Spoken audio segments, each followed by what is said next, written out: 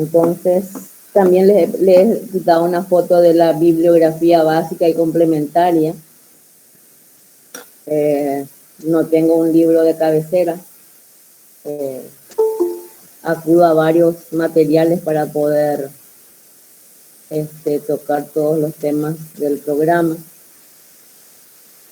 Creo que en 15 días o 22 días también la titular de cátedra estará lanzando su material conjuntamente con la doctora Eve Romero Talavera, que también es miembro del cuerpo de docentes del área de Derecho Aeronáutico.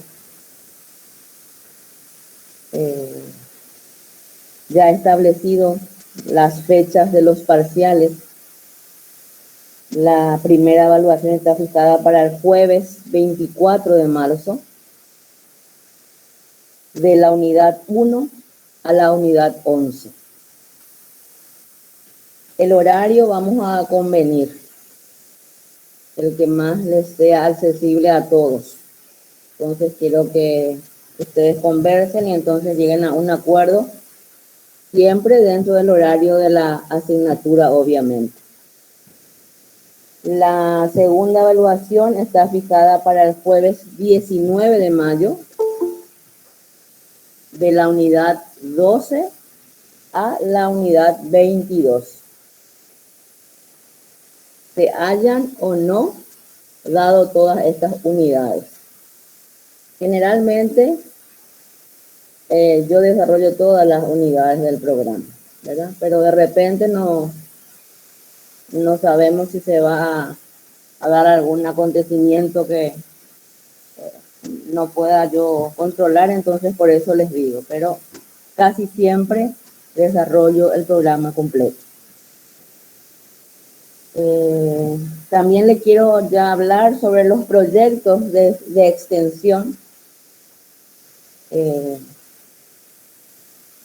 Hemos convenido dar 3 extensiones hasta ahora, porque la jefa de cátedra quiere 2 más, pero estamos tratando de ver en qué fecha podamos meter esas otras 2.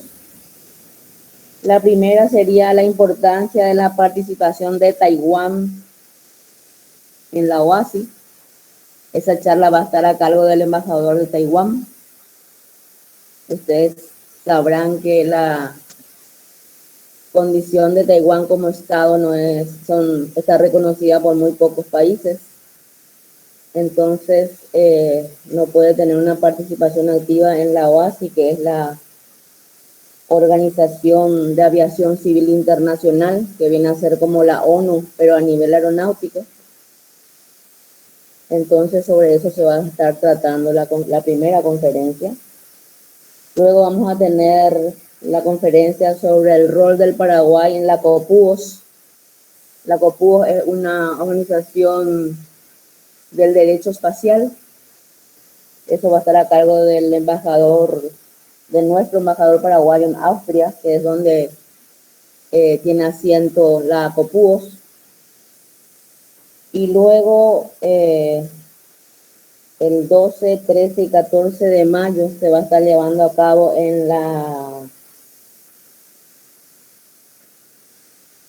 el 7º encuentro internacional de la Red Latinoamericana y del Caribe del Espacio, cuyas siglas son RELACA Espacio. Se va a dar en Punta Cana ese encuentro internacional con participación de Paraguay a través de la doctora Eve Romero, quien va a presentar su ponencia. El tema va a ser el renacimiento espacial, la apertura comercial del espacio para beneficio de la humanidad.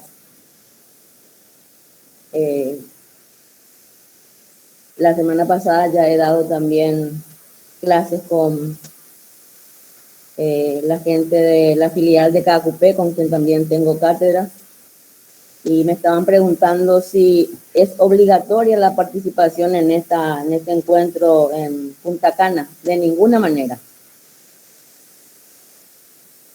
Son libres de participar o no, el que quiera y el que pueda hacerlo, evidentemente en estos tiempos difíciles, ¿verdad? Pero forma parte de los proyectos de extensión de la Cátedra de Derecho Aeronáutico y Espacial. Yo creo que con el correr del tiempo voy a estar pasándoles las agencias y todo eso, aquello que haga alusión al viaje, a todo eso, para que ustedes puedan tener por lo menos el conocimiento y, como les dije, el que quiera ir pueda participar, o el que también quiera participar, o los que querramos participar virtualmente.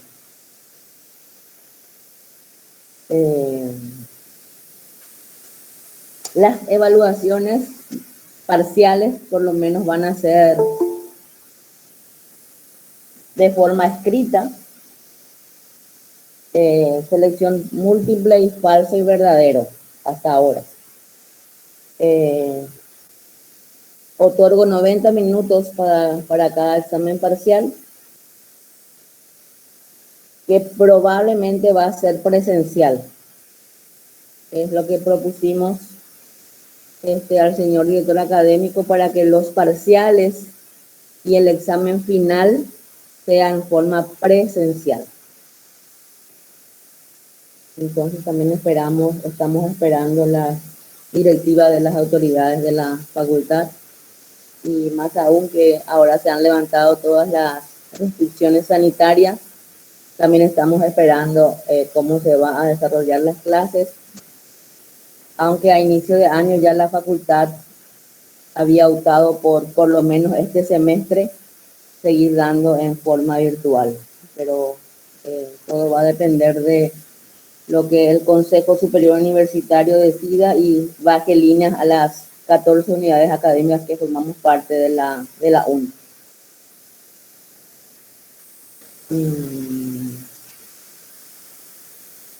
No sé si me quedó algo si quieran preguntar.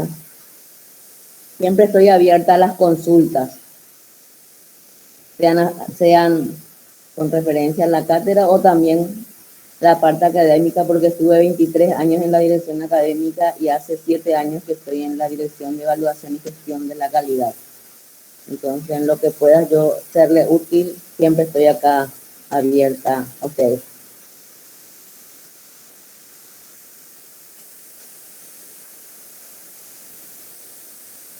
Buenas tardes, profesora Liz Mieres, le saluda. Buenas tardes, Liz. Profe, no sé si no lo escuché, pero el examen final sería también presencial y sería selección múltiple.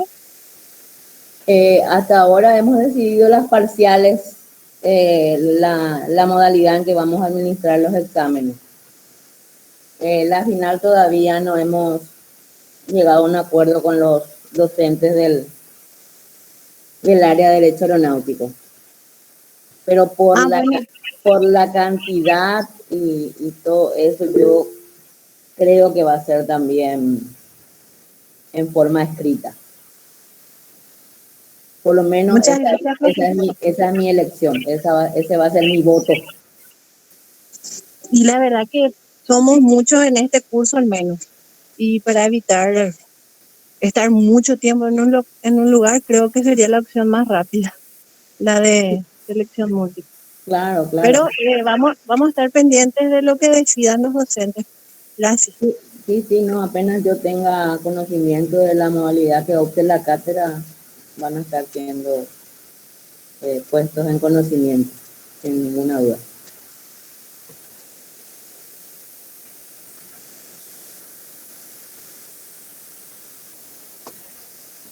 ¿Algo más?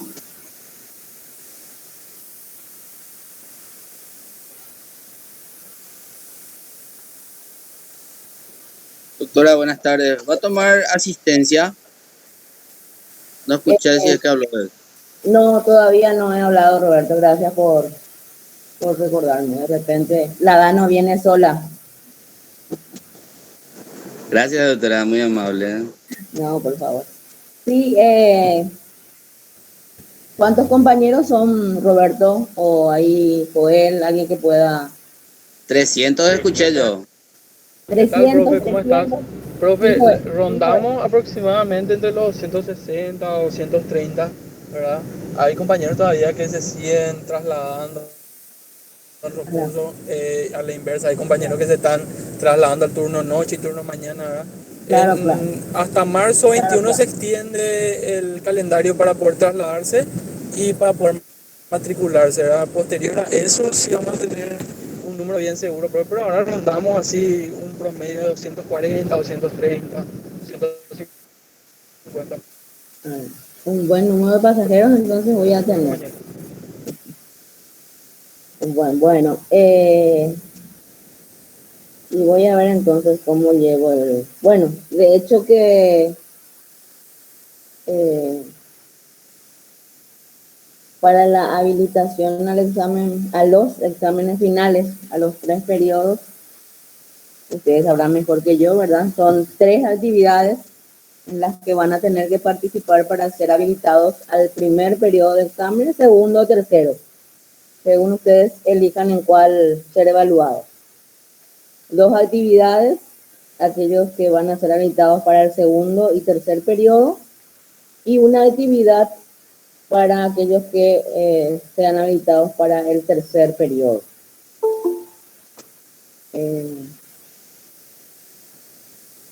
Pero yo paralelamente también llevo mi lista de asistencia, ¿verdad? Que de repente puedo llamar aleatoriamente cuando ya tenga la lista de matriculados, entonces en base a eso también puedo llevar una lista de asistencia. Ya tienen formados sus grupos de trabajo práctico para otras asignaturas, supongo. Sí, doctora. Sí, doctora. ¿De cuántos compañeros está compuesto cada grupo?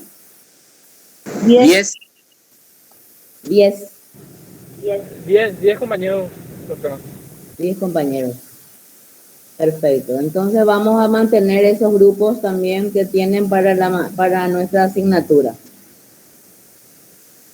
El trabajo práctico para mi materia se hace en forma manuscrita.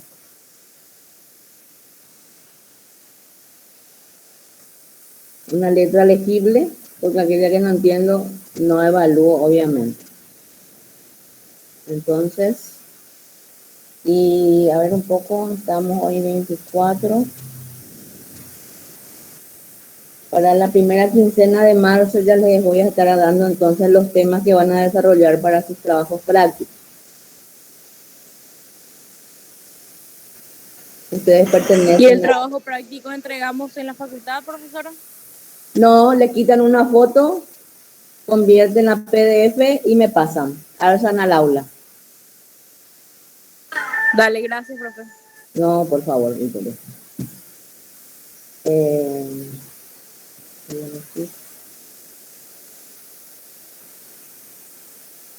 Les voy a pasar los temas de trabajo práctico, si Dios quiere, para más tardar el 15 de marzo. ¿Me decía, Joel, cuál era la fecha, la última fecha de matriculación? 21 de marzo, profesora. 21 de marzo. 21 de marzo. Bueno, entonces a lo mejor ahí ya tenemos ya los que van a formar parte entonces del turno tarde en Derecho Aeronáutico, y en base a eso hacemos ya la distribución de los trabajos prácticos. Los trabajos clonados van a ser ambos, los integrantes de los trabajos clonados no son calificados. Eso ya de antemano ya va esa advertencia, digamos. Entonces, además que van a ser temas muy actuales, lo importante es que ustedes lean, no hace falta que sea largo, sino que el trabajo sea conciso, claro, y que aporte algo. Entonces no hace falta que den muchas vueltas, que estén piloteando, hablando mal y pronto, ¿verdad? Porque los trabajos prácticos los leemos completitos, uno a uno. Entonces, En cuanto a los trabajos prácticos, ¿sí? ya te dijo que va a ser manuscrito. Sí, Debe ser solamente un tipo de letra, o sea, una persona más, o puede haber varios tipos de letras en cuanto a la legibilidad. no hay problema, con tal de que se entienda, cada uno puede hacer su aporte. Gracias. Solamente que obviamente tiene que ser coherente para que al leer yo pueda entender. Nada. Puede encargarse uno, el que tenga más linda letra, o los que tengan más linda letra, para que todos puedan tener la participación correspondiente. O uno se encarga de ser el apuntador, digamos. Entiendo. Muchísimas gracias, doctora. No tenemos por qué Alice.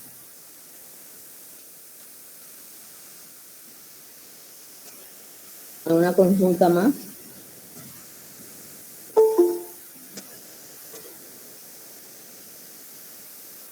Doctora Delcy, buenas tardes otra vez.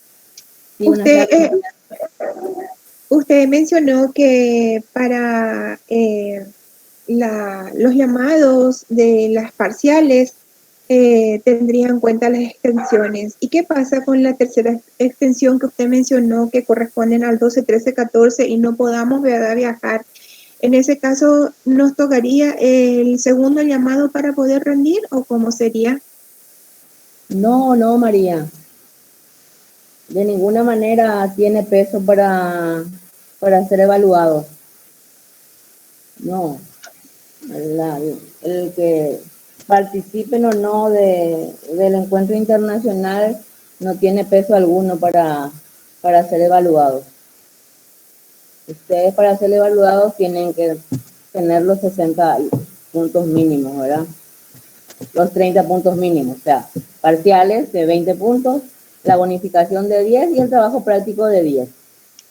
Acceden al examen final con 30 puntos mínimos. La participación en las extensiones no tiene ningún peso a la hora de ser habilitados para las evaluaciones finales, María. Que quede bien en claro eso, por favor. Muchísimas gracias, doctora. No, no tienes por qué. Profe, ¿La bonificación cómo sería? ¿Por escala o nos van a asignar? La bonificación Sí. por experiencia, Alice, voy a optar por aquel sistema que no les perjudica a ustedes.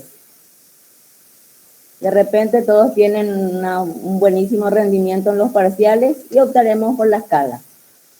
Pero de repente si alguno entra en turbulencia severa y tengamos que asistir en un socorro, entonces ahí voy a ir a ciertos indicadores que estas canas y esta hora de vuelo entonces ya me ponen en guardia.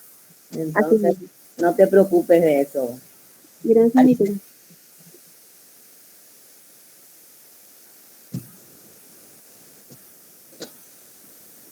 ¿Algo más? Buenas tardes, doctora. Me preocupa el horario nomás. Yo salgo de mi trabajo a las 2. El Ministerio de la Defensa Pública. Sí. Y nuestro horario, ya hablaremos con los delegados seguramente para comenzar un poquito después de las 2, porque a las 15:30 es fenomenal. ¿Le parece bien? A mí sí, no sé los compañeros. Te voy a tutear, Rubén. Sí, cómo no, ¿Puedo? doctora. Sí, Bueno. con todo gusto. Gracias.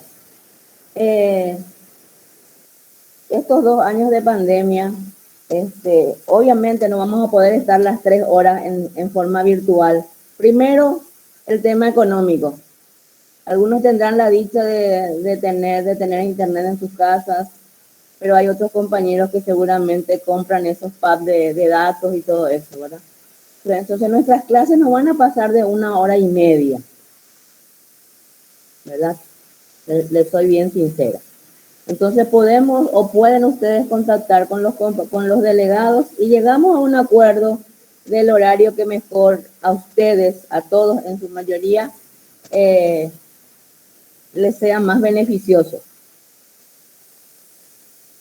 Si ustedes quieren, empezamos a las 3:30 sin ningún problema o a las 15, pero ya depende de ustedes. Gracias, doctora. Vamos a hablar con los compañeros. Y la Perfecto. otra que me preocupa es por profesión, tengo una letra muy mala. Letra de doctor, no sé lo que vamos a hacer. Ah, sí, ya lo creo.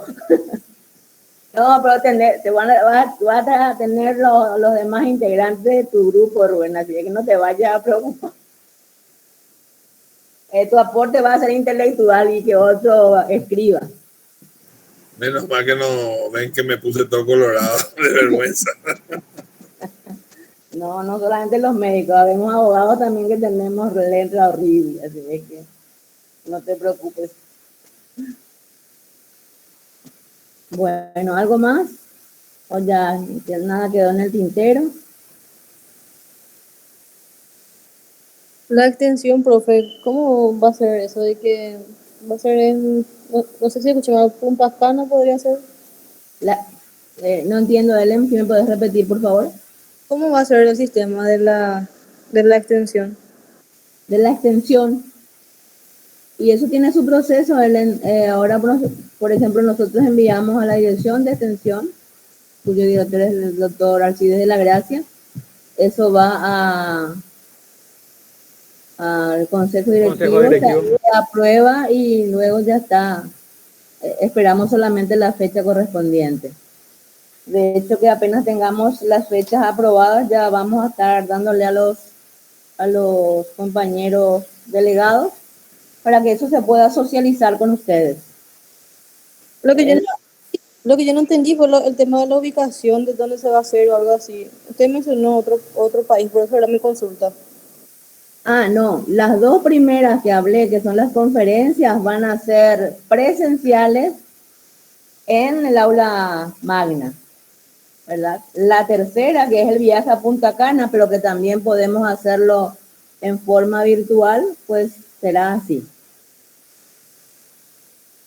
Es la única fecha que ya tenemos confirmada, que es 12, 13 y 14 de mayo. Gracias. Pero como les repito, no es de asistencia obligatoria y uno desde acá puede participar sin ningún problema. Lo que voy a averiguar si va a ser gratuita la conferencia, que podamos participar virtualmente. Entonces les voy a traer esa información, si Dios quiere, la próxima semana.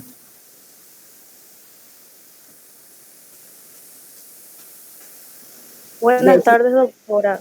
Buenas tardes, Sara. En caso de asistir a la conferencia, ¿qué precio más o menos tendría? Eso te voy a estar viendo esa información, Sara. Dale, gracias, doctora. Apenas tenga, voy a estar compartiendo con ustedes.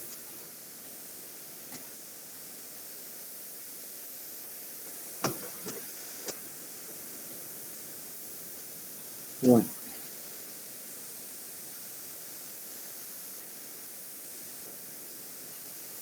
Vamos entonces a comenzar. ¿Qué tal? ¿Sí? Voy a hacer una consulta, profe. Justamente Sí, me ¿cómo están no? comentando acá muchos compañeros, ¿verdad? Sobre qué pasó de la extensión, ¿verdad? Que es muy habitual de la clase de la cátedra de Derecho Aeronáutico, ¿verdad? La de Buenos Aires. Ah, la de Buenos Aires. Sí. La de Buenos Aires. Sí.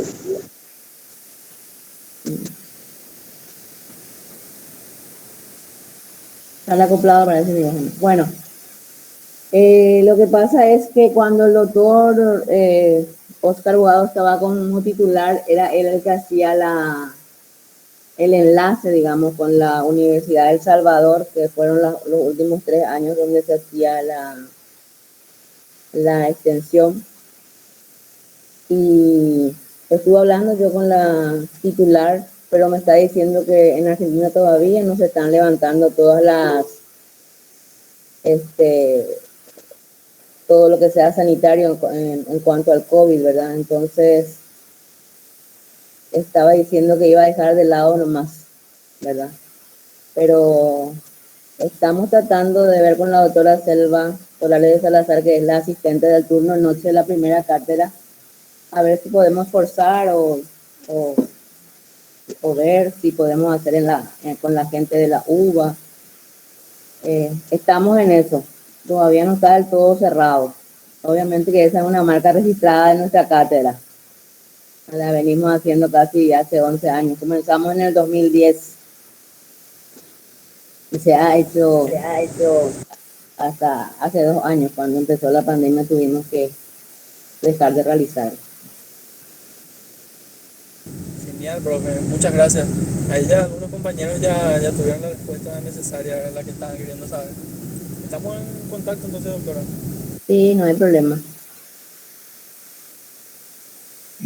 Buenas tardes, doctora. En cuanto a los trabajos prácticos, ¿serían solo grupales o también individuales? No, solamente grupales, Sandra, por la cantidad que son. Ah, ok. Gracias, profe. No, por favor. Doctora, disculpe, en cuanto al material de estudio no me quedó claro o no sé si ya explicó, disculpe.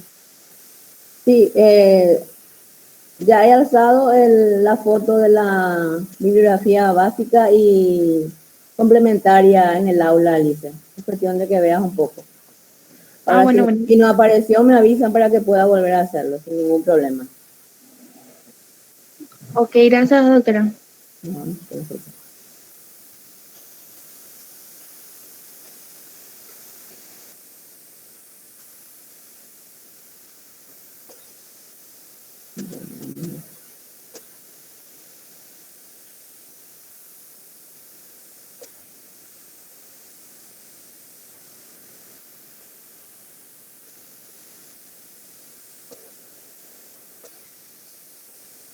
Me avisan porque estoy tratando de compartir mi pantalla.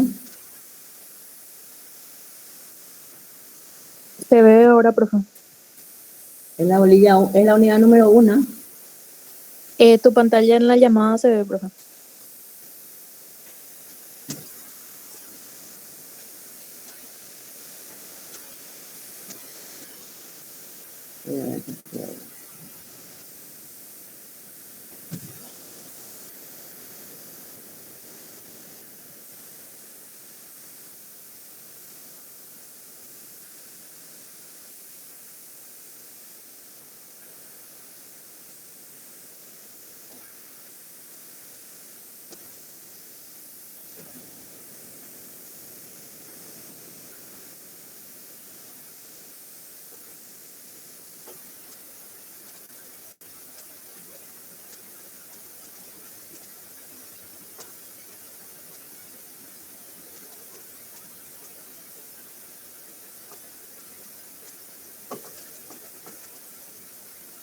No sale, ¿verdad? No, profe. ¿Pero vas a poner en tu PowerPoint, profe?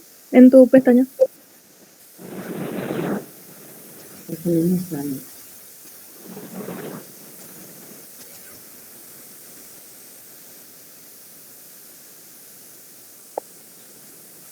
Tenés que seleccionar la pestaña PowerPoint, doctora.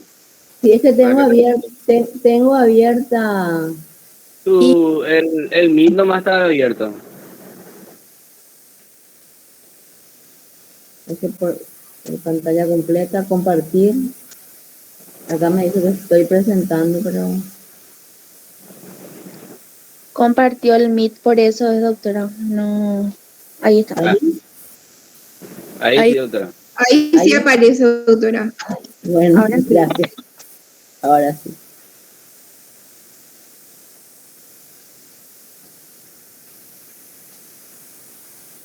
Bueno.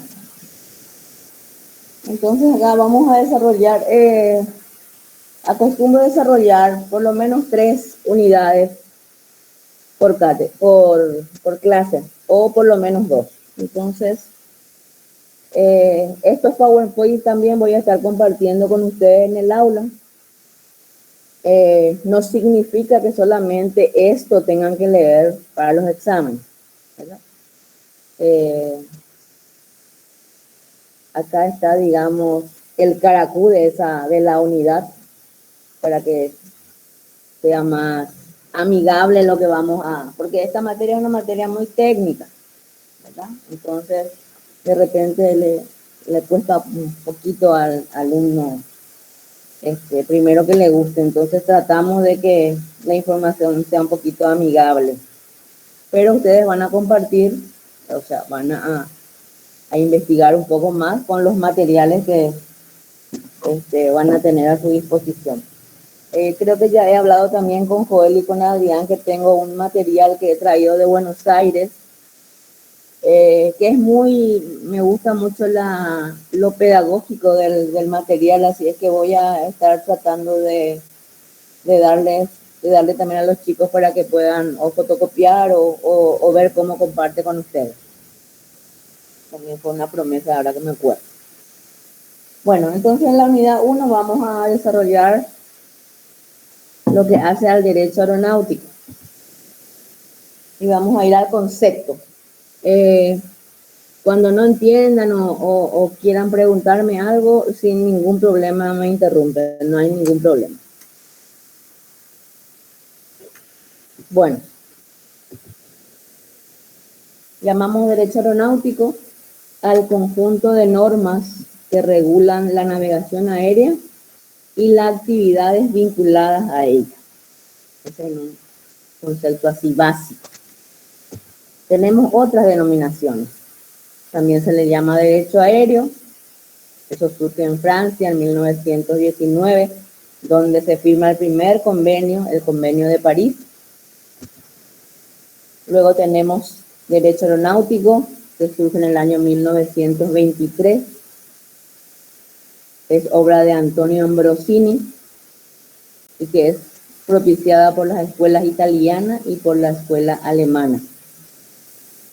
De hecho que nuestro derecho surge en el año 1903 con el invento de la aeronave por parte de los hermanos Wright, unos ingleses.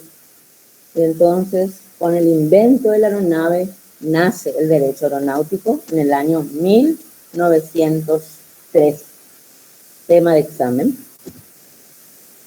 Otra denominación que será el derecho aeronáutico es derecho de la aviación o derecho aviatorio. Y por último, también se le llama derecho del transporte aéreo, porque la aviación tiene por objeto el transporte de personas y cosas o cosas por el aire. Este señor, llamado Federico Videla Escalada, esta definición es la que toma nuestra cátedra como la definición del derecho aeronáutico. Y es el conjunto de principios y normas de derecho público y privado, de orden interno e internacional, que rigen las instituciones y relaciones jurídicas nacidas de la actividad aeronáutica o modificadas por ella. ¿Y cuáles son las instituciones que nacen con el derecho aeronáutico? Son 4. El espacio aéreo, la aeronave, la infraestructura y el personal aeronáutico. Todas estas instituciones vamos a ir tocándolas en las siguientes unidades. Y luego tenemos aquellas que son modificadas por el derecho aeronáutico y que ustedes ya lo vieron en el derecho marítimo, que son el dominio, la hipoteca, el transporte, el arrendamiento y el seguro. Entonces tienen que tener bien claro qué instituciones nacen con el derecho aeronáutico y qué instituciones son modificadas por el derecho aeronáutico. Y acá tenemos el contenido de nuestra materia. Elementos y relaciones. Elementos, generalidades, fuentes, ambiente, el espacio, la infraestructura, aeronave, sujetos y la regulación de la circulación aérea. Y en las relaciones vamos a tener la construcción de aeronaves, su adquisición y utilización, las relaciones comerciales y laborales, los riesgos de la aviación, la responsabilidad, los seguros, delitos y faltas que pueden producirse en una aeronave, la ley a ser aplicada y la jurisdicción. Todo esto vamos a estar desarrollando en las 22 unidades, Dios mediante. Caracteres del derecho aeronáutico. Tenemos la internacionalidad, la integralidad, el reglamentarismo, la autonomía, el dinamismo y la politicidad. También es tema de examen.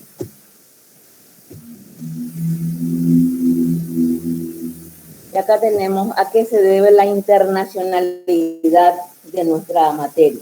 Primero, el medio en que se desarrolla nuestra actividad, que es el espacio aéreo. El vehículo de que se vale, la aeronave. Y la finalidad de la actividad aérea. Esta puede ser una actividad comercial o no comercial.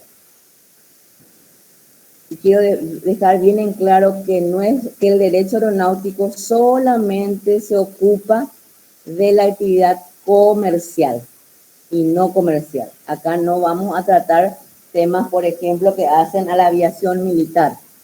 Solamente nos vamos a tocar temas que hacen a la aviación comercial y no comercial. Dentro de la actividad comercial tenemos los diferentes tipos de transporte aéreo, ya sea de pasajeros, equipajes, mercancías o cargas, y también la del correo o carga postal. Y al ser internacional, estamos ante ciertos conflictos de leyes. Y cuando decimos conflicto, obviamente tienen que darse soluciones. Y estas soluciones se dan a través de dos tópicos. La unificación, que se dan en los tratados internacionales, y la uniformidad, que baja a las leyes nacionales.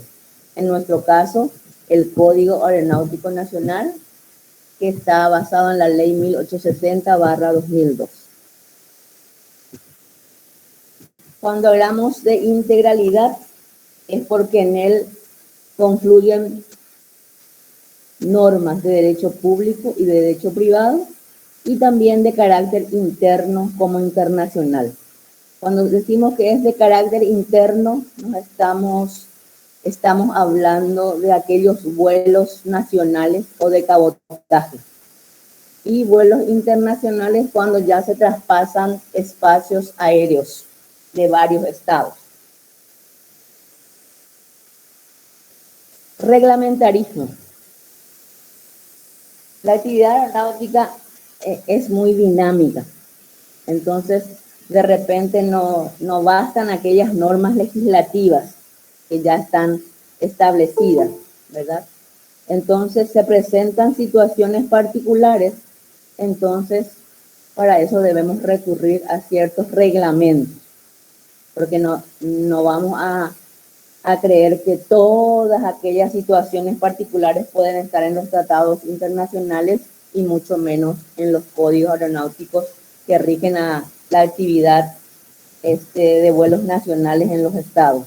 Entonces, por eso recurrimos al reglamentarismo. Autonomía. El derecho aeronáutico es un derecho autónomo. Tiene temática propia, sus conflictos son exclusivos, requieren soluciones específicas. Entonces, necesita de normas y principios originales para hacer frente a esas situaciones que no están previstas en el derecho común. Y tenemos las diferentes clases de autonomía. La legislativa, ¿verdad? Aquellas leyes, ¿verdad?, que son creadas por el Congreso. La autonomía didáctica, la que estamos haciendo ahora, la transferencia de conocimiento. Y la autonomía científica, que es la investigación. Entonces, esas son las tres clases de autonomía. El dinamismo, que dijimos que es la adaptabilidad de los principios del derecho aeronáutico a las nuevas condiciones que le impone la evolución de la técnica aeronáutica. Obviamente, cada día la tecnología avanza, entonces el derecho aeronáutico tiene que ponerse a onda, ¿verdad? Y seguir también, aunque siempre lo técnico siempre le gana a lo jurídico. Y por último tenemos la politicidad, que es la influencia del factor político sobre la legislación aeronáutica. ¿Alguna pregunta? ¿Estamos todos bien acá? Me avisan si voy muy rápido. Ustedes me marcan por favor. Excelente, profe. Profesora, el uso de los drones no se adapta a ninguna de estas definiciones todavía. Señor. A ninguno de estos caracteres. No. El uso de los drones actualmente. Eso don Rubén, eso vamos a tocar, si Dios quiere, hoy o la próxima clase cuando demos la unidad número 3 que habla de aeronaves.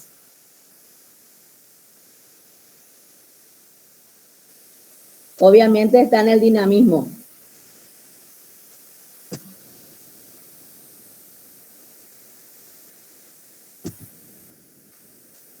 Las fuentes del derecho aeronáutico. Tenemos las fuentes materiales. Esto ustedes ya dieron, creo que en la introducción, ¿verdad? Hechos y circunstancias provenientes de la realidad que dan fundamento y contenido a las normas y principios jurídicos. Y las fuentes formales, que son los modos y medios por los cuales se exteriorizan esas normas, ¿verdad? En el derecho aeronáutico tenemos dos clases de fuentes. Las integrativas, que están formadas por la ley y por los convenios internacionales. Y las supletorias, donde tenemos las leyes análogas, los principios generales del derecho, la costumbre, la jurisprudencia y la doctrina. Entonces, todo, como dijimos, como son situaciones específicas y necesitan normas específicas, pero también en ausencia de esto vamos a ir a estas leyes supletorias, ¿verdad? Del derecho común.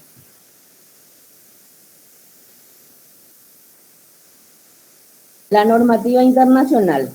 Estos son principios jurídicos fundamentales de la aviación civil. Están condensados en uno de los convenios más importantes del derecho aeronáutico, el Convenio de Chicago de 1944. Es muy importante que, si tienen un tiempito, puedan leer un poco este convenio.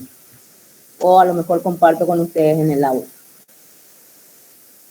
El Convenio de Chicago de 1944 da nacimiento a la organización más importante de la aviación, que es la OASI, la Organización de Aviación Civil Internacional. La OASI tiene como objetivos estratégicos formular las normas y los reglamentos necesarios para garantizar la seguridad operacional, la protección, la eficiencia de las operaciones aéreas civiles, así como también la protección del medio ambiente.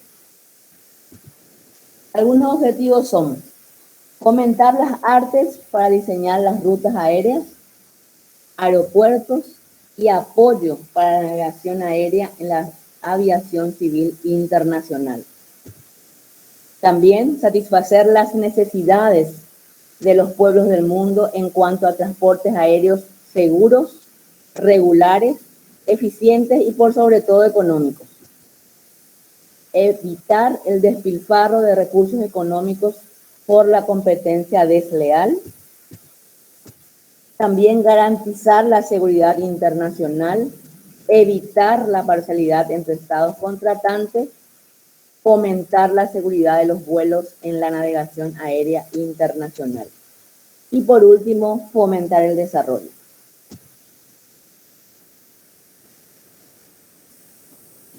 La OASI está compuesta por una asamblea, un consejo, sus órganos subordinados y una secretaría. Los principales funcionarios de la OASI son el presidente del consejo y el secretario general. Estructura y funcionamiento de la OASI.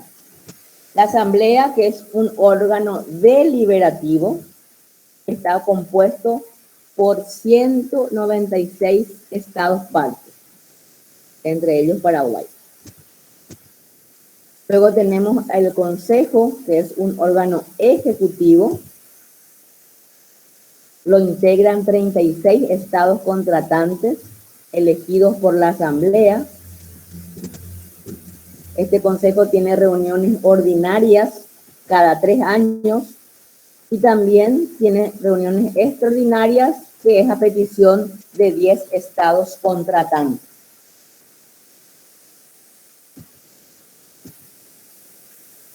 Y ahí llegamos al final de nuestra primera unidad. ¿Alguna no les quedó algo claro? Abierta las preguntas que quieran hacer.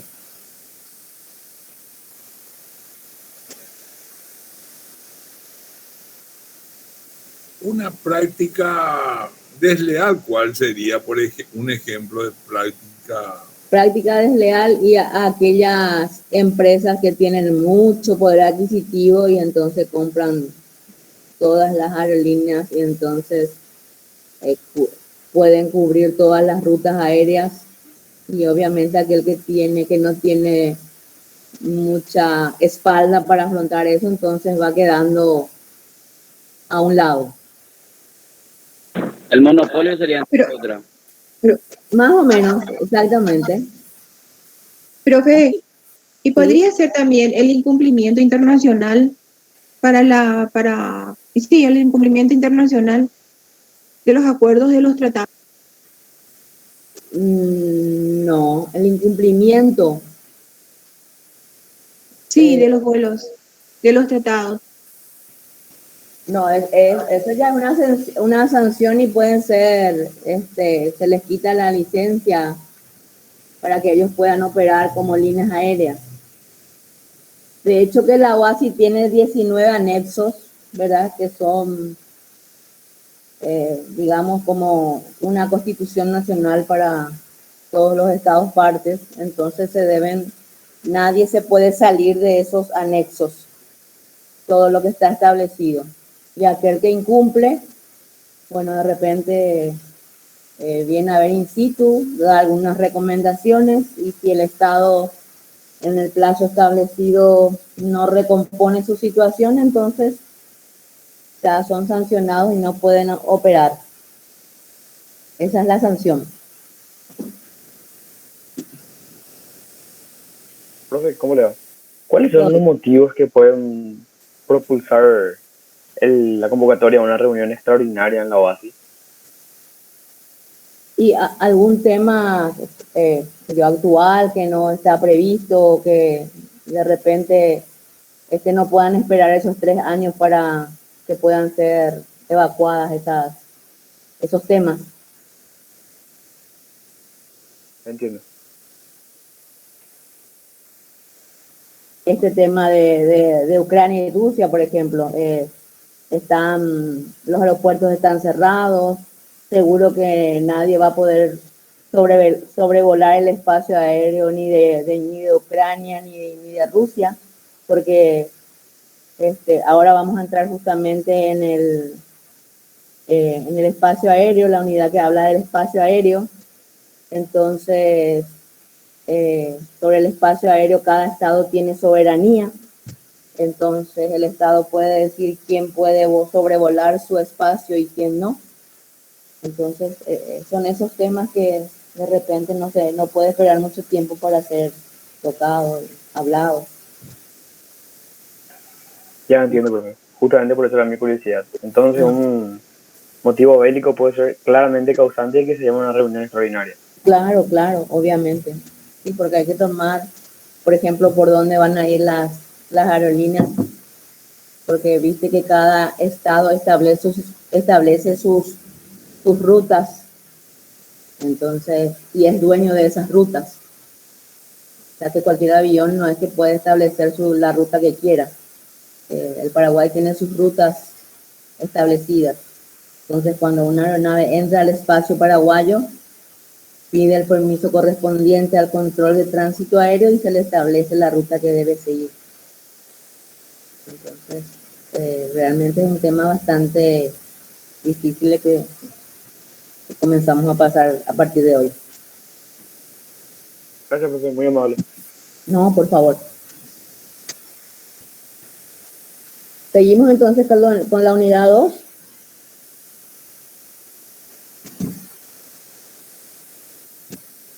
Nuestras clases terminan, podemos terminar a las 5, ¿verdad? O ya, ¿o qué clase tienen después de aeronáutico? Después solamente tenemos derecho aeronáutico. Ah, entonces podemos seguir y terminar esta unidad 2. Sin problema, doctora. Sí, doctora, así Vale. mismo.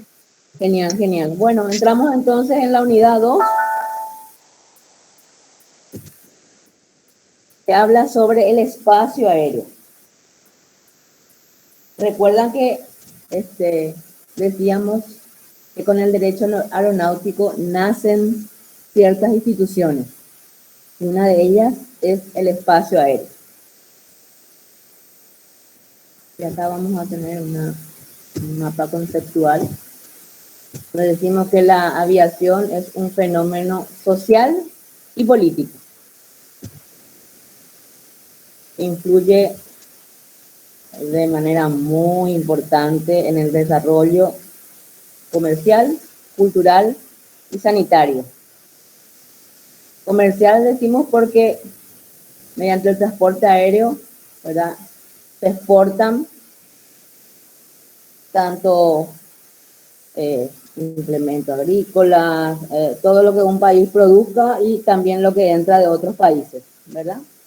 En materia cultural lo mismo, actores, actrices, músicos. Y en materia de sanidad, lo más rápido que me viene a la cabeza, por ejemplo, es vía aérea nos trajeron las vacunas, ¿verdad? Las benditas vacunas. Entonces, influye en el desarrollo comercial, cultural y también sanitario. Y también en lo militar, porque mediante la aviación también se custodia la soberanía de un Estado.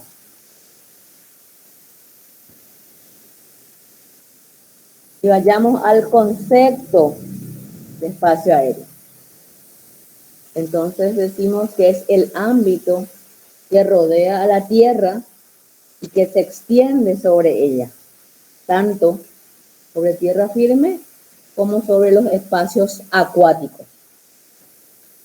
Ya eso ustedes lo vieron en el derecho marítimo, ¿verdad? Sobre la soberanía que tiene el Estado sobre las aguas territoriales, ¿verdad?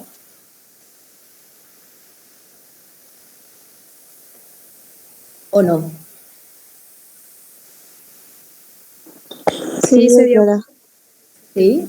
Bueno. Las 12 millas de la costa y todo eso se refiere, doctora. Exactamente, así mismo. Bueno, entonces decimos que espacio es el continente y el aire es el contenido. O sea que podemos decir que el espacio aéreo es el medio físico donde la aviación desarrolla sus actividades.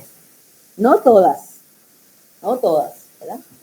Entonces, espacio aéreo, ambiente que está en contacto con la tierra firme o el mar, que rodea la Tierra en toda su extensión, y es el ámbito en el cual se desarrolla principalmente la actividad aeronáutica, porque también esa actividad aeronáutica se desarrolla en tierra. Por eso cuando hablemos del personal aeronáutico vamos a tener al personal de tierra y al personal de aire, ¿verdad? Pero principalmente la actividad aeronáutica se desarrolla en el espacio aéreo. Y ahí tenemos una gráfica, ¿verdad? Donde, para que ustedes tengan más o menos una idea más clara, ¿verdad? Cuando hablamos del espacio aéreo. Aquello que va hasta los 80 o los 100 kilómetros, que es ese espacio, ese límite, que vamos ahora a hablar de eso, porque es muy importante hasta dónde va el espacio aéreo, cuál es el límite donde termina la soberanía de un estado y donde comienza ese espacio ultraterrestre, ¿verdad? Donde los estados ya no tienen esa soberanía. La esencia del espacio aéreo. Y el espacio aéreo es un bien. ¿Por qué? Porque es susceptible de apropiación, porque puede ser delimitado y sobre el cual el hombre y los estados pueden ejercer derechos. Y pueden ejercer derechos porque ejerce sobre ellos soberanía. Entonces, el espacio aéreo es un bien. Tema de examen. Y acá vamos a un tema que hasta ahora se discute.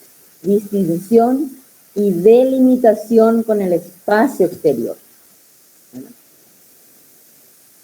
Y acá no hay tutía, acá es bien claro. El límite inferior del espacio aéreo es la superficie terrestre, sea tierra o sea agua. Acá no tenemos problema cuando hablamos del límite inferior del espacio aéreo. Ahora, cuando hablamos del límite superior, sí, ya entramos en una turbulencia, porque se plantean dos temas, que son la necesidad de establecer un límite y los criterios que se van a adoptar para establecer ese límite. Y tenemos los criterios físicos y técnicos, entre ellos tenemos la teoría del perigeo satelitario mínimo, ¿verdad? Medio complicadito, pero bueno, voy a tratar de explicarles, ¿verdad? Cuando hablamos de teoría del perigeo mínimo, estamos hablando de que es el punto de una órbita que más se acerca a la Tierra. ¿Y qué es una órbita? Me dirán, ¿verdad? Y una órbita es la trayectoria que describe un objeto físico alrededor de otro mientras esté bajo la influencia de una fuerza gravitacional. Eso es una órbita. Entonces, vayamos nuevamente a la teoría del perigeo mínimo, que dice que es el punto de una órbita que más se acerca a la Tierra.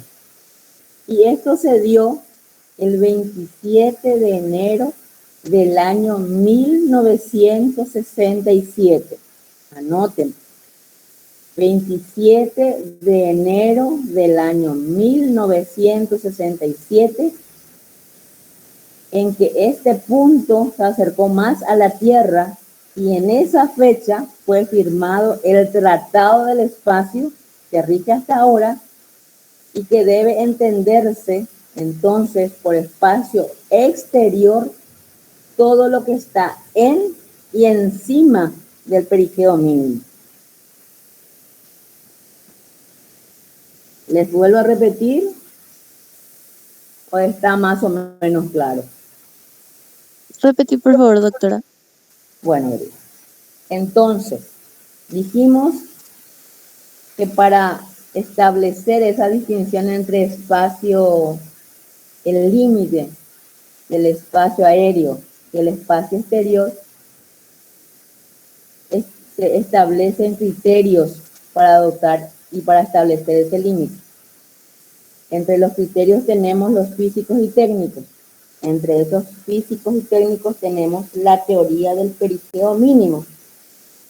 ¿Y en qué consiste esa teoría? Dice que es el punto de una órbita que más se acerca a la Tierra. Y este acercamiento, hasta el día de hoy, se produjo el 27 de enero del año 1967, fecha en que fue firmado el Tratado del Espacio, el único hasta hoy en día. Y entonces, a partir de ese tratado, dice que debe entenderse por espacio exterior todo lo que está en y encima del perigeo y que lo causa cualquier satélite puesto en órbita. Voy a tratar de hacerles un pequeño PowerPoint sobre este tema. Obviamente no es de repente muy amigable, ya les dije eso. Entonces voy a tratar de hacerle un PowerPoint exclusivamente sobre eso. Luego tenemos la teoría de la línea o zona de von Karman, que establecía que el espacio aéreo iba hasta los 80 kilómetros. Hasta los 80 kilómetros el Estado tenía derecho sobre su espacio aéreo. Pero, ¿cómo medir esos 80 kilómetros? Me dirán, ¿verdad? Y eso ya depende del aspecto económico de cada Estado que pueda velar sobre su espacio aéreo. Pero en el 2011, justamente se llevó a cabo en Asunción, en la Facultad de Derecho, la reunión del Instituto Aeronáutico, donde se cambió esos 80 kilómetros y se subió hasta los 100 kilómetros. Entonces, decimos que cuando hablamos de la teoría de la línea o zona de von Karman, podemos hacer alusión de 80 a 100 kilómetros como límite superior del espacio aéreo. O sea, que digas 80 o que digas 100, está bien. Luego tenemos la teoría de las capas atmosféricas y por último el de la teoría gravitacional. Y luego tenemos el criterio convencional, que es el que se usa, ¿verdad? El que se utiliza, que dice que el límite debe fijarse alrededor de la zona referida entre los 80 y los 100 kilómetros, ¿verdad? Porque la teoría que más se tiene en cuenta es la teoría de la línea o zona de von Karman, ¿verdad? Que estableció 80 y en el 2011 se realizó la asamblea del Instituto de Derecho Aeronáutico y extendieron esos 80 a 100 kilómetros. Entonces, es un criterio convencional y entonces entre los 80 y los 100 kilómetros tenemos el límite superior del espacio aéreo, ¿verdad? Y eso es un acuerdo de un criterio jurídico y político aceptado como límite por toda la comunidad internacional, ¿verdad? Y se le asigna ese carácter de límite superior del espacio aéreo, y ese límite superior del espacio aéreo es también el límite inferior del espacio exterior, ¿verdad? Entonces, el límite superior del espacio aéreo también es el límite inferior del espacio exterior. Parece un juego de palabras, pero leyendo un poquito ya lo van a entender. ¿Alguna pregunta? ¿O sigo?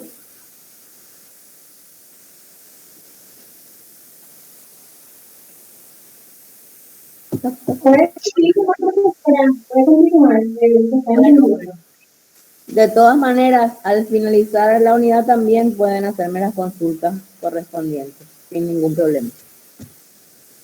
Bueno, ahí acá hablamos sobre la soberanía que tiene el Estado sobre el espacio aéreo. Ustedes más que nadie saben muy bien de qué hablamos cuando nos referimos a soberanía, ¿verdad? El poder que tiene el Estado sobre el cual se afirma su superioridad jurídica sobre cualquier otro poder, sin aceptar limitaciones ni subordinación que cercenen sus facultades y su independencia dentro de su territorio y posición. Entonces, hablamos ahí de soberanía. El espacio aéreo ubicado sobre el territorio de un Estado está sometido a la soberanía del Estado subyacente.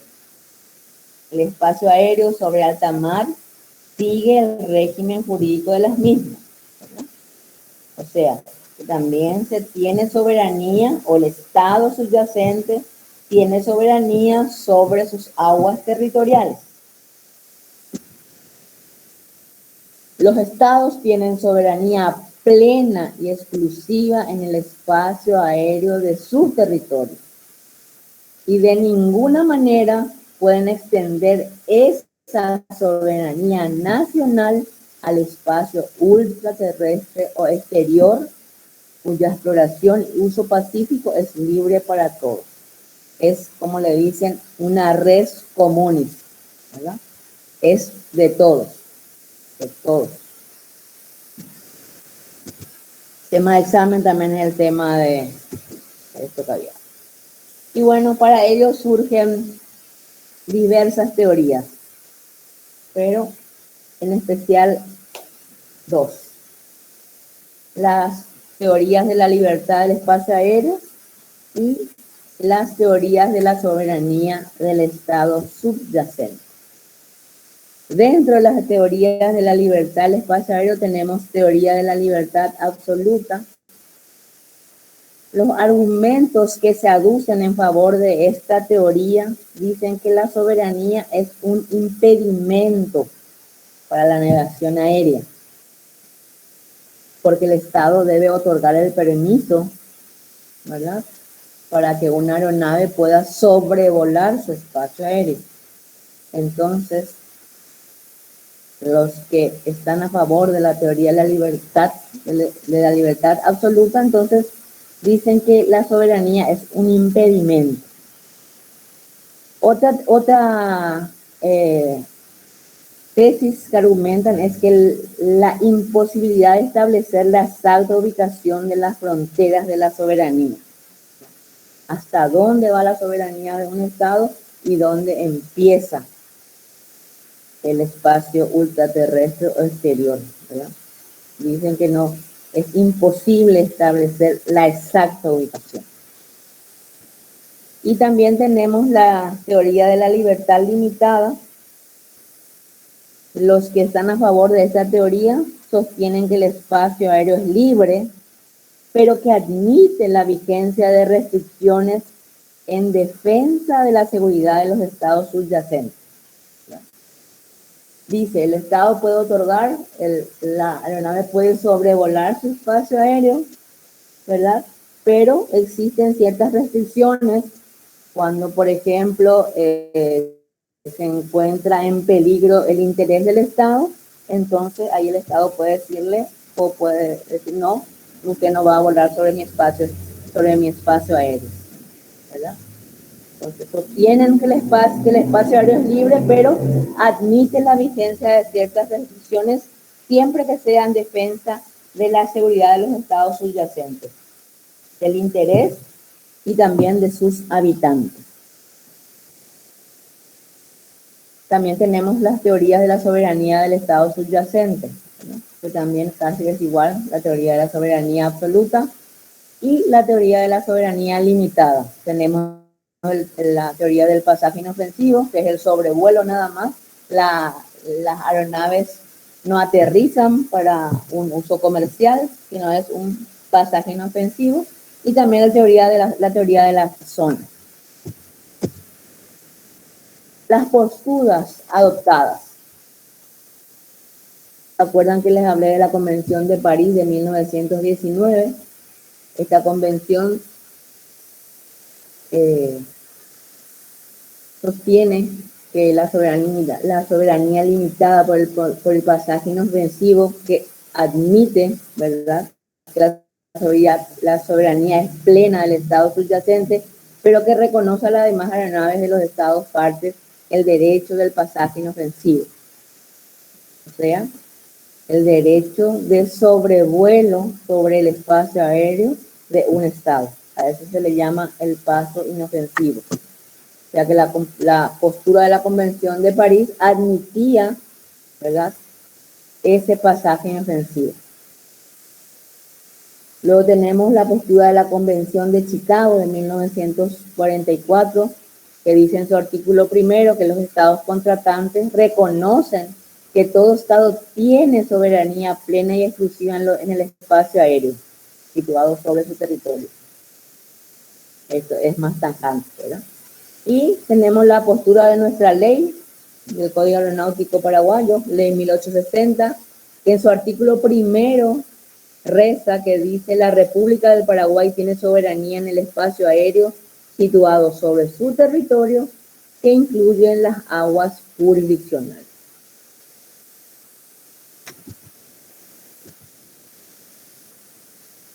Y acá ahora vamos a hablar sobre el dominio sobre el espacio aéreo.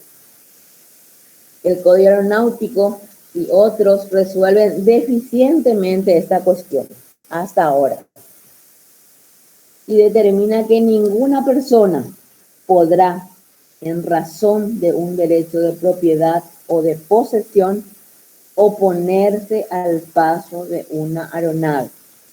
Nadie puede decir, por ejemplo, sobre mi propiedad no va a pasar ninguna aeronave. Eso no está permitido. Pero si este paso le produce perjuicio, la persona afectada tendrá derecho a la indemnización correspondiente. Entonces, lo importante acá es que ninguna persona puede oponerse al paso de una aeronave. Pero si este paso le produce perjuicio, podrá solicitar el derecho a la indemnización correspondiente. Ese tema de dominio volvió a ser tema de discusión cuando se habló del problema del ruido de las aeronaves. Esto se dio en la Declaración de Estocolmo en el año 1972, donde la ONU consideró al ruido como una contaminación ambiental. Entonces sugirió la utilización de un aparato para medir el ruido aeronáutico que se llama decibelímetro y que registra el ruido en su magnitud y distingue lo que se denomina ruido aeronáutico o sónico y al estampido sónico que produce daños materiales. Y podemos decir, me dirán ustedes, pero ¿qué es el estampido sónico? Y el estampido sónico es aquel que sobrepasa la velocidad del sonido. O sea, que va a más de 1234,8 kilómetros por hora. Cuando se sobrepasa la velocidad del sonido, se provoca una onda y puede producir daños materiales y también físicos. El ruido aeronáutico produce enfermedades mentales, cardiovasculares y también algo muy importante, afecta a los inmuebles, ya que se desvaloriza aquellos terrenos o propiedades que se encuentran en la cercanía de los aeropuertos. Entonces no solamente produce daños físicos, sino también afecta a los bienes inmuebles que se encuentran cerca de las aeronaves, ese ruido aeronáutico que produce el aterrizaje y despegue de las aeronaves. Profe. Señora. Usted dice que disminuye el valor de los inmuebles, ¿verdad? De aquellos que están cerca del aeropuerto. Sí. Sin embargo, por experiencia, doctora, yo tengo familiares que están acá cerca y ubicados y están súper evaluados los inmuebles ahí. Súper evaluados están los inmuebles ahí. Pero ¿sabes por qué? También porque nuestro tránsito aéreo tampoco es mucho, ¿verdad? Tenemos aeronaves que salen, qué sé yo, 3 veces a la semana o 2, 3 veces al día. Entiendo. Pero acá sobre mi casa, por ejemplo, yo estoy justamente debajo y de repente a la madrugada pasa y se produce, vibra, el vidrio vibra. Entonces, bueno, se produce también ese malestar. Y, por ejemplo, hay creo que era el granjero de Nebraska, ¿verdad? Vamos a remitirnos a los Estados Unidos. Bueno, este granjero se dedicaba a la cría de gallinas ponedoras. Se encontraba justo en el camino de despegue de las aeronaves. Y bueno, ese constante aterrizaje y despegue en el correr del tiempo influyó muchísimo en las gallinas que ya no ponían los huevos que anteriormente ponían, por ejemplo. O sea que sí influye, solamente que, como te digo, nuestros aeropuertos no tienen ese movimiento muy significativo. No es, por ejemplo, como en los Estados Unidos, en otras partes que cada minuto te sale una aeronave, ¿verdad? Entonces, ahí sí podemos estar de repente frente a esta desvalorización de los inmuebles. Pero si vos me decís que de repente se valoriza más, no hay problema. Pero yo que estoy acá debajo, por ejemplo, a mí me causa malestar. No, yo también por eso frecuento poco, ¿verdad? Y porque primero el ruido que hace ahí al estar por aterrizar un avión causa miedo por el ruido mismo que hace. Y Sí, no sé cómo ellos exactamente por eso. pero Sí. el inmueble ahí, doctora, está súper, súper, súper caro. Súper caro. No me digas. Y bueno, nosotros somos muy especiales luego también, de repente. No, y de repente, como te digo, es porque no es tan intenso, no es tan intensa la actividad aeronáutica, no tenemos ese flujo, es lo que yo pienso, ¿verdad? Pero en otros países se da una actividad mucho más, más activa, digamos, entonces sí producen estos contratiempos y estos malestares también. Bueno, continuando, decimos entonces que el estudio del dominio del espacio aéreo es muy significativo porque su regulación puede tener gran repercusión en el desarrollo de la aviación. Y el artículo 1956 de nuestro Código Civil paraguayo dice que con las limitaciones contenidas en la ley, la propiedad de un inmueble, además de comprender la superficie del terreno, se extiende a todo el espacio aéreo y al subsuelo que dentro de sus límites fueren útiles al ejercicio de este derecho. No podrá el dueño impedir los actos que se realicen a tal altura o a tal profundidad cuando él no tenga ningún interés en excluirlo. Son los artículos que hacen entonces alusión al dominio sobre el espacio aéreo. Y creo que con esto ya finalizamos la unidad número 2, abierta a sus preguntas o a los aportes que quieran realizar.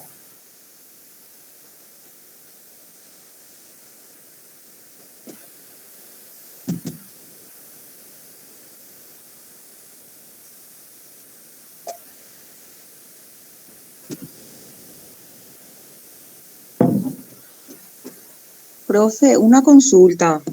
Este Sí. material que nos estuviste mostrando, este también podrías compartir con nosotros, profe, para enriquecer más nuestros materiales. Sí, ¿los PowerPoint? Sí, profe. Sí, de hecho que sí, voy a compartir. Muchísimas gracias, Sin profe. ningún problema. Solamente que les pido, como les dije, que no solamente se centren en estos PowerPoint, sino que también vayan nutriendo con la lectura de los otros materiales. Correcto, Pero, profe. con mucho gusto voy a estar compartiendo los 22 PowerPoint que tengo sobre las unidades. Con mucho Gracias, gusto. profe. Doctora, decime, viste que hablando de los ruidos, en los aeropuertos hay un límite de superficie que vos no podés construir. ¿Eso tiene que ver con la aviación o ya son son determinaciones del Estado o de la municipalidad de dónde está el aeropuerto. No, no, don Rubén, esa altura mínima la establece la OASI. Ángela. De hecho que por eso el edificio de la Conmebol, eso estaba Claro. pensado para muchos pisos, de varios pisos.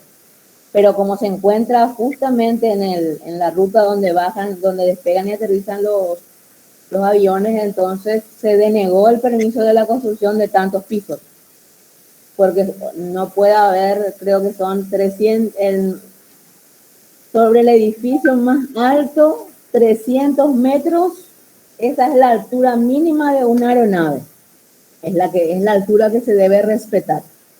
Y obviamente, como decía Rubén, tampoco en las cercanías de los aeropuertos se permite la construcción de edificios. Pero eso teniendo en cuenta disposiciones de los anexos de la OASI. Ya, gracias de la OASI. Así es. Voy a estar compartiendo también los anexos para que ustedes puedan saber qué actividad o qué aspecto regula cada anexo también. Por lo menos para que tengan un conocimiento sobre ello. De hecho que también he compartido videos de accidentes aeronáuticos, cuando tengan un tiempito si pueden ver, porque voy a estar pidiéndoles, esas serían las actividades con las cuales también voy a estar controlando su asistencia, trabajo sobre ciertos videos que voy a ir compartiendo con ustedes.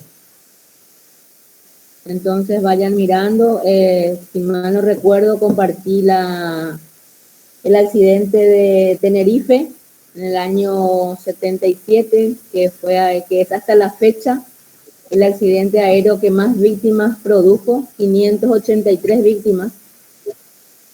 Sí, así es. En que colisionaron dos jumbos de la empresa Panam americana y la KLM holandesa. Entonces hasta la fecha es el accidente más trágico de la historia de la aviación. De hecho, profesora, creo que ese accidente se produjo porque el aeropuerto es muy parecido al nuestro, era pequeño y no poseía, ¿verdad?, toda la estructura suficiente y necesaria, ¿verdad? Y el avión era bastante grande, era un jumbo, creo. Sí, eran dos jumbos. Sí, de hecho que Sí. se dio una situación, bueno, cuando las cosas van a pasar, decimos de repente. Estos aviones tenían que haber aterrizado en el aeropuerto de Tenerife. Pero en ese tiempo los terroristas estaban muy extremos, digamos, hicieron explotar una bomba. Entonces se cerró el aeropuerto de Tenerife y todos los aviones fueron derivados al aeropuerto Los Rodeos, que era chiquitito, y para más era domingo, solamente estaban 2 controladores de tránsito aéreo y bueno, les superó, digamos, y también la ubicación de ese aeropuerto, hay mucha bruma, mucha neblina, entonces también se dio eso. Solamente tenía una pista de aterrizaje principal, después tenía la otra de rodaje, estaban todos unos tras otros. La comunicación también, que en ese tiempo se usaba tipo walkie, cualquiera podía hablar al mismo tiempo, entonces se sumaron muchos, como digamos, muchos aspectos entraron a tenerse en cuenta, también que uno de los aviones repostó, o sea, para no cargar combustible en el otro aeropuerto, ya cargó 55,000 litros de la nafta, que fue lo que realizó la aerolínea KLM, y eso fue lo que produjo que no haya quedado ni un tripulante y ningún pasajero vivo de la aeronave KLM, porque cargó al máximo sus tanques, y fue así. Y como tampoco los comandantes estaban conocían muy bien el aeropuerto, entonces también uno de ellos se pasó una de las vías y así fue. Realmente es muy interesante que vean ese video cuando puedan. Y que también la falla humana es casi siempre es la que hace la diferencia en los accidentes. Pero más de la falla humana, doctora, ahí fue prácticamente todo lo que sumó la bruma, la neblina, en la carga de combustible del otro avión, el espacio, el aeropuerto que no poseía suficiente infraestructura, ¿verdad? Y que era solamente 2 pistas prácticamente. Y este avión con el que surgió el inconveniente tenía que haber girado en el tercer tramo y interrumpió justamente una comunicación que se dio y por eso su giro no fue completo porque el avión era muy, muy, muy grande. Y sí, y también, y sí, esa comunicación también, porque a partir de ahí también creo que ya utilizaron otro método para la comunicación, que cuando están hablando entre el controlador y un comandante, el que quiera meterse es bloqueado, entonces tampoco ya hay esa interferencia. Y siempre cuando se produce un accidente no se busca realmente el culpable, sino la causa, para que esa causa no vuelva a repetirse. Siempre cuando vamos a tratar, cuando hablemos de infortunio aeronáutico, vamos a ver que esa es la premisa principal, que en el derecho aeronáutico no se busca el culpable, sino la causa y que esa no vuelva a repetirse.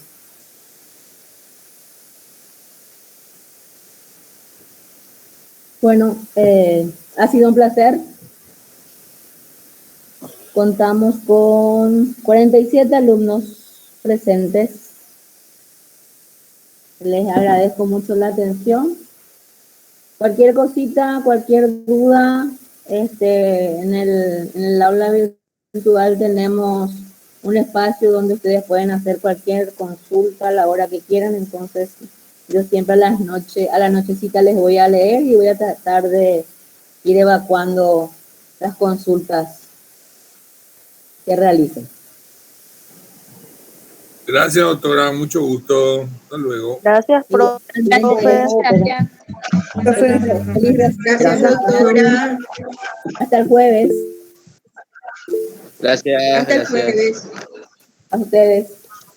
Hasta luego, doctora. Hasta luego.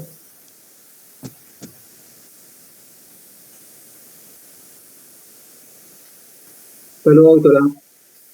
Hasta luego.